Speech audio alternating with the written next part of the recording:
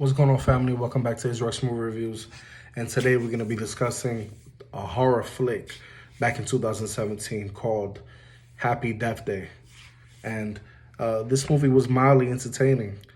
It's basically a Groundhog Day in slasher form. And you know what? We're going to get right into it. This movie stars Jessica Rothe as Tree Gelbman as she wakes up in a dorm room of a friend of hers named Carter, played by Broussard. After one night of drinking, she can't remember him or anything that happened that night before she goes about her day. That night, she's actually brutally murdered. She then wakes up back in Carter's room and relives the exact day only to die again and again and again. This here keeps happening and she must try and figure out who's killing her. So that premise alone is wild, right? It's pretty unique because we don't really see that in horror films. So they definitely took this another way. They definitely robbed it from two previous movies that we're going to mention that aren't in the horror genre. But I thought it was a unique concept overall. If Groundhog Day and It's a Wonderful Life had a baby, it would turn out to be something like this, Happy Death Day. It's funny, but I've read a lot of reviews that called this movie fresh and original, but I personally don't see how those words could be used because this is basically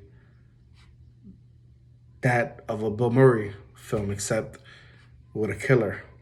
With that being said, the film kept me mildly entertained throughout while watching it, but in the end, it left me somewhat cold and confused without spoiling anything. And the more I thought about the picture, the less I liked it, believe it or not.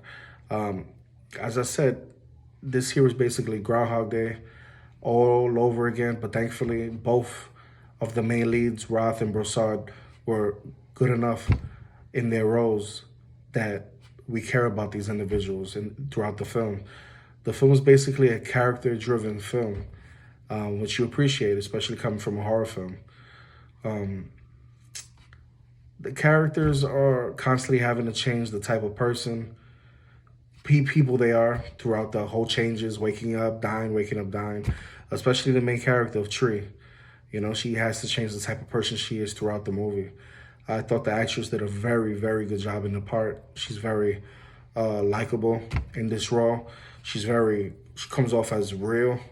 And I like that. You could tell that she's not cashing in for the role. She's actually enjoying herself in the role with her counterparts.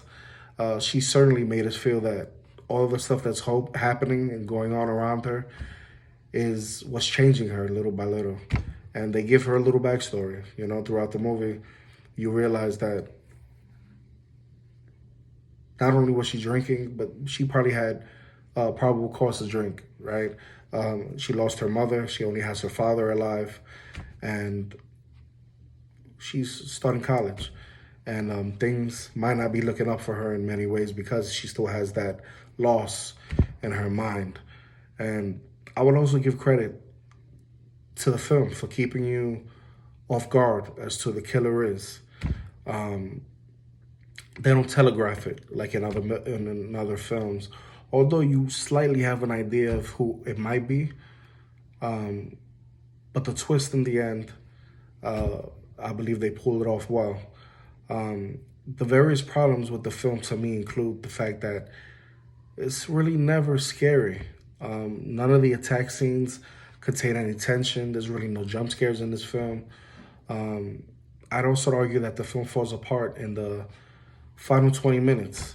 I'm not going to spoil anything, but the ending just doesn't work at all for me, especially once you start to think about it and go over earlier events in the film in your head, and it has its nice attempts, but for me, it didn't work. Happy Death Day is just one of those films that will keep you entertained while you watch it, but afterwards, it's not gonna leave much of an impact. To me, it was a terrific little high concept horror movie. Like I said before, Jessica Rothe is great. Everything is great until the second to last repeat in the film. Once she discovers who the serial killer is, the next day she should be wearing nothing but gearing up to take down the killer. Instead, she goes around fixing everything, which is unnecessary.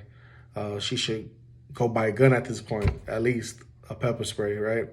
I kept waiting for her to go to the hospital during the one bad day. And it does have a nice twist, and the movie isn't torpedoed by that one day. This movie definitely has its fun surprises along the way, but it does acknowledge itself. It's very self-aware. And overall, it's definitely better than what I expected. There's some twists and turns along the way, the best one coming towards the end. And overall, this was very, very enjoyable for a basic, horror movie with a interesting premise. So you should definitely go and check out this movie. You're not going to be thrilled with the horror kills. Doesn't have excessive blood or any violence. But definitely go check it out. I give it a 7 out of 10. Let me know what you think. Hit me up on the Discord and let me know, was this movie worth watching? I saw it back in the theater in 2017. Is it worth watching on your TV right now? You know? Would you relive the day over and over again and watch it? Let me know on the Discord. Look forward to hearing your opinions. If you liked this video, hit that like button, hit that notification bell. And if you want more content from me, subscribe to the next one.